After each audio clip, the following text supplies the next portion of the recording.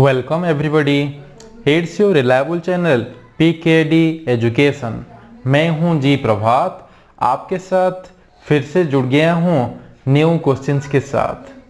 Friends, आज हम discussion करेंगे ये जो है हमारा रिसर्च एप्टीट्यूड का क्लास चल रहा है और ये जो है आज क्लास नंबर 20 है फ्रेंड्स। और आज जो हम डिस्कशन करेंगे 200 तक सीरीज जो हमारा था वो ख़त्म हो चुका है और आज हम 200 से लेकर 201 से लेकर 210 तक मेंस 10 क्वेश्चंस फिर से लेकर आ गया हूँ न्यू क्वेश्चंस आप सबके लिए। फ्रेंड्स, ये जो है आपका जो यूजीसी नेट और जेआरएफ का जो एग्ज़ाम है वो बहुत जल्द आपका शेड्यूल निकल जाएगा। फ्रेंड्स, आप थोड़ा आपका पढ़ाई जारी रखिए और आप इसी टाइम लूज मत होइए क्योंकि आपका जो एग्ज़ाम थोड़ा डिले हो गया है। इसी मौके का आप फ़ायदा लीजिए क्योंकि अब जो ये जो एग्ज़ाम है आपको बहुत ज़्यादा फ़ायदा दे सकता है क्योंकि ये जो आपको टाइम ज़्यादा मिल गया और इस टाइम की वजह से आपका प्रिपरेशन बहुत स्ट्रॉन्ग कर चुके हैं। सो फ्रेंड्स, देखते हैं आज के इस सेशन में कौन कौन सा क्वेश्चन है। देखते हैं फ्रेंड्स, स्टार्ट करते हैं। Who is regarded as the father of scientific social service.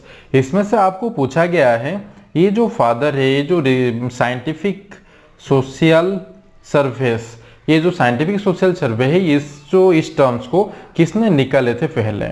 सो इसमें से जो ऑप्शन दिया गया है आपको best, second both, third Darwin, fourth none of the above. इसमें से जो आपको जो ऑप्शन दिया गया है best, both, Darwin, none of the above, आपको क्या लगता है फ्रेंड्स इसमें से कौन सा ऑप्शन करेक्ट होगा। ये जो फादर है साइंटिफिक सोशल सर्विस का कौन है, ये कौन निकाले थे पहले।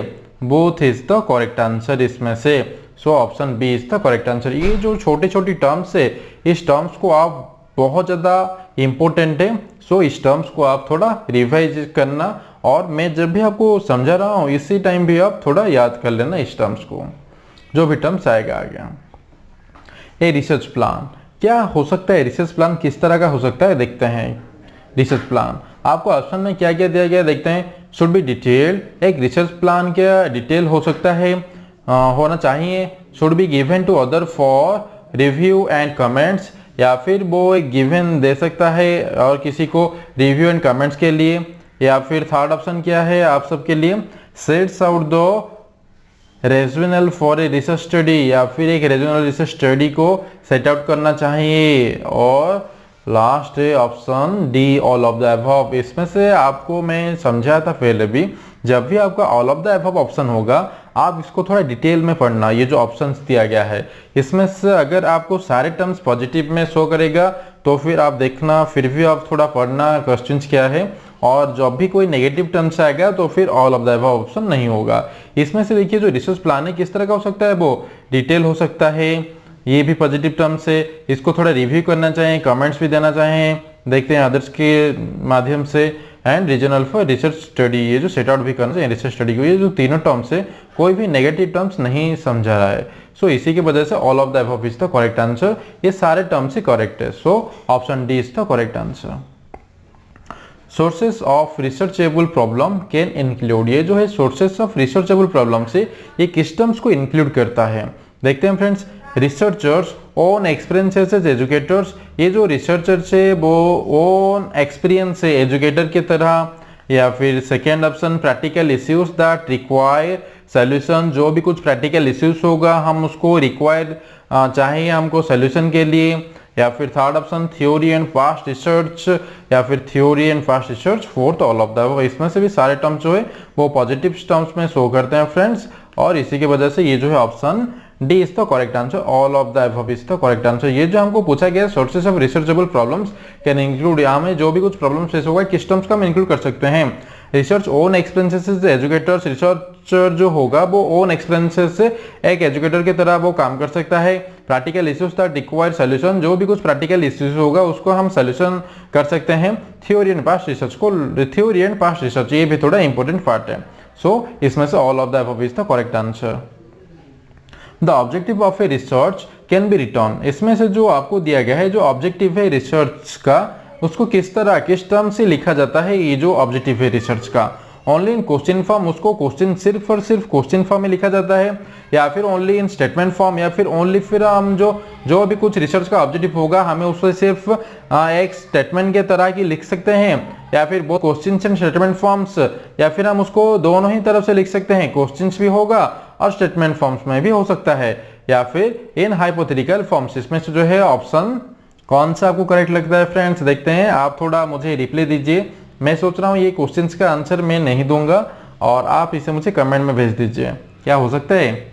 नहीं फ्रेंड्स, देखते हैं क्या है। आपको मैं बोल देता हूँ क्या है इसका आंसर। आपको क्या लगता है? ओनली हम जब भी जो रिसर्च का जो भी कुछ ऑब्जेक्टिव है हम उसको क्वेश्चन के फॉर्म में कभी भी नहीं लिख सकते हैं। अगर हमारा क्वेश्चन फॉर्म निकल गया तो इसमें से जो सी ऑप्शन भी दिया गया है बोथ क्वेश्चन स्टेटमेंट, ये भी हमारा गलत हो जाएगा, और इन हाइपोथेटिकल फॉर्म ये तो नहीं हो सकता। So option B is the correct answer. इसको हम जो ऑब्जेक्टिव जो है इसको हम एक स्टेटमेंट के थ्रू लिख सकते हैं, स्टेटमेंट के टर्म्स के द्वारा ही हम इसको लिख सकते हैं। So option B is the correct answer. देखते हैं फ्रेंड्स क्या है next question. A statement that predicts the cause and effect relationship between variables is known as the। देखते हैं फ्रेंड्स क्या है इस क्वेश्चन में। ए statement that predicts the cause and effect relationship, एक स्टेटमेंट है दिया गया है जो कि प्रिडिक्ट करता है कॉज एंड इफेक्ट रिलेशनशिप को। ये जो टर्म है आपको पहले भी बोला था, कॉज एंड इफेक्ट रिलेशनशिप को आप याद रखना, between variables is known as. ये क्या है जो स्टेटमेंट दिया गया है वो प्रिडिक्ट करता है कॉज एंड इफेक्ट रिलेशनशिप को किसके? वेरिएबल्स के बीच में। सो इस टर्म्स को क्या बोला जाता है? इससे null hypothesis, experimental hypothesis, independent variables, dependent variables. मैंने आपको पहले भी बोला था ये जो कॉज एंड इफेक्ट रिलेशनशिप आपको जहां भी आएगा और ये तो वेरिएबल दिया गया है दोनों के बीच में, इसमें से हमेशा आपका एक्सपेरिमेंटल आप जहां भी होगा ढूंढना। Experimental hypothesis is the correct answer. Option B is the correct answer. ये जो इस तरह का क्वेश्चन बार बार भी रिपीट हो चुका है, मैं इसका ऑप्शन भी आपको दे चुका हूँ। आप जब भी कॉज एंड इफेक्ट रिलेशनशिप देखेंगे क्वेश्चन में क्या पूछा गया है और देखेंगे आप एक्सपेरिमेंटल जो हाइपोथेसिस है वो कहां पर है। सो फ्रेंड्स इसमें से option B is the correct answer.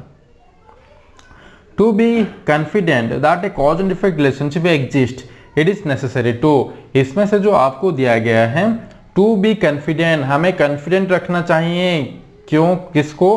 Cause and effect relationship को एग्जिस्ट करने के लिए हम इसको कुछ टर्म्स को कॉन्फिडेंट रखना चाहिए, क्योंकि कॉज एंड इफेक्ट रिलेशनशिप को अगर हम एग्जिस्ट करना चाहते हैं इट इज नेसेसरी टू। किस टर्म्स के लिए? ये बहुत ज्यादा इंपॉर्टेंट है, नेसेसरी है। Engage in naturalistic observations, develop a positive correlations, perform a controlled experiment, test for a negative correlations. आपको क्या लगता है फ्रेंड्स इसमें से? देखो मैं डायरेक्ट ही इसको आपको ऑप्शन का आंसर बोल देता हूं। परफॉर्म ए कंट्रोल एक्सपेरिमेंट्स, इसमें से जो हमें अगर कुछ इसमें से कॉन्फिडेंट रखना चाहिए कुछ टर्म्स को भी, अगर वो बहुत ज्यादा इंपॉर्टेंट है, सो इसमें से कौन सा टर्म बहुत ज्यादा नेसेसरी हो सकता है?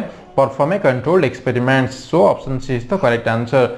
हमें अगर कुछ टर्म्स को कॉज एंड इफेक्ट रिलेशनशिप को एग्जिस्ट करना चाहते हैं हम और उसको कॉन्फिडेंट भी रखना चाहते हैं, सो इसी की वजह से उसको परफॉर्म करना पड़ेगा कंट्रोल्ड एक्सपेरिमेंट के माध्यम से। So option C is the correct answer. Which of the following statement is correct? इसमें से आपको कुछ टर्म्स दिया गया है, कुछ स्टेटमेंट्स दिया गया है, इसमें से आपको कौन सा टर्म्स करेक्ट है? देखते हैं फ्रेंड्स इसमें से कौन सा टर्म आपके लिए, आपको क्या लगता है फ्रेंड्स? देखते हैं इसमें से कौन सा स्टेटमेंट करेक्ट है। Objective should be pin pointed, इसमें से क्या होगा? ये जो है रिसर्च का ही क्वेश्चन है, ऑब्जेक्टिव जो पिन पॉइंटेड होना चाहिए। Objectives can be return pin pointed, ये थोड़ा याद रखें। Objectives can be return statement और क्वेश्चन फॉर्म। देखो ऑब्जेक्टिव जो होगा स्टेटमेंट क्वेश्चन फॉर्म में होगा।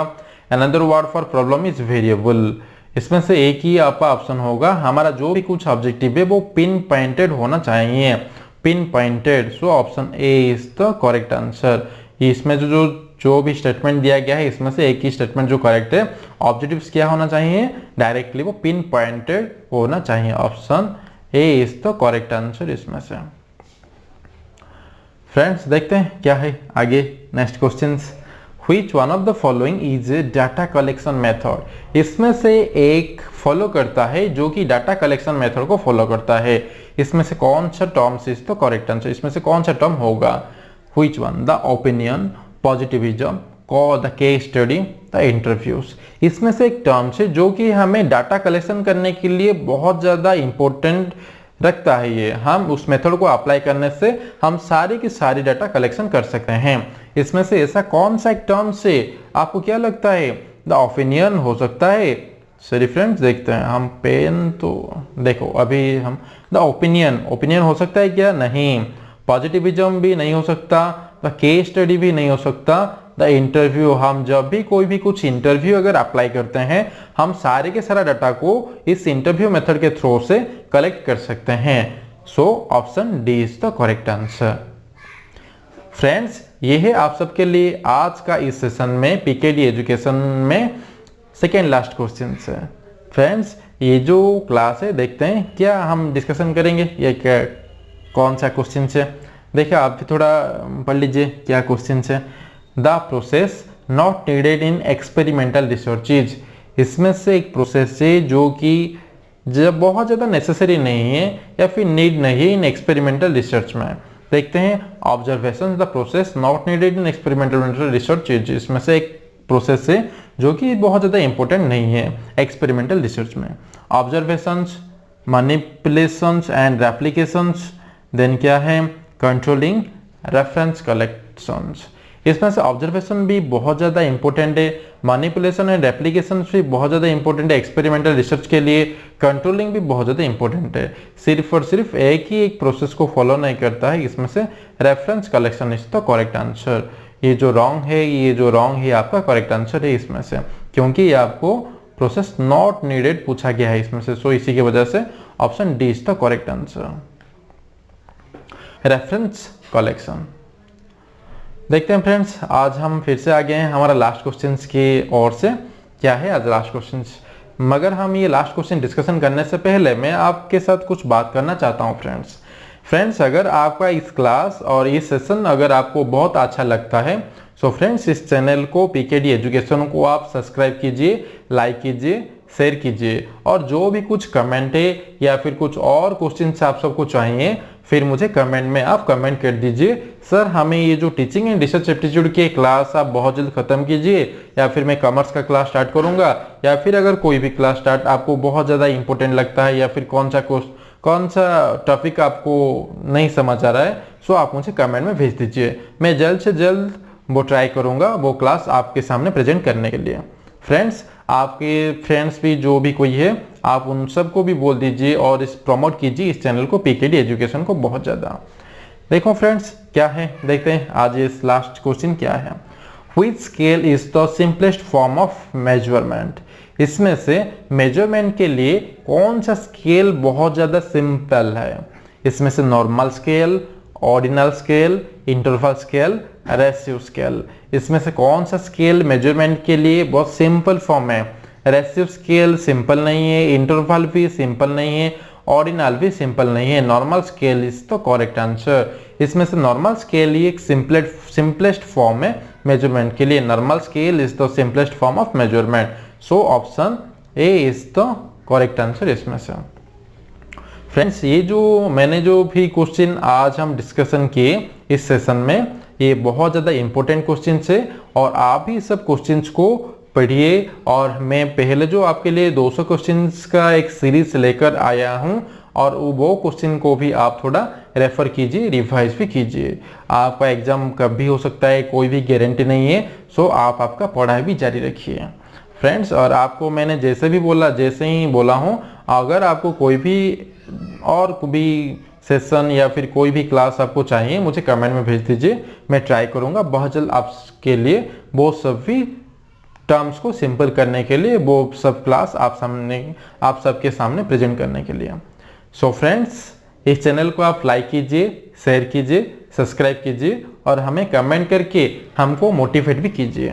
Friends, thank you friends, all the best, take care.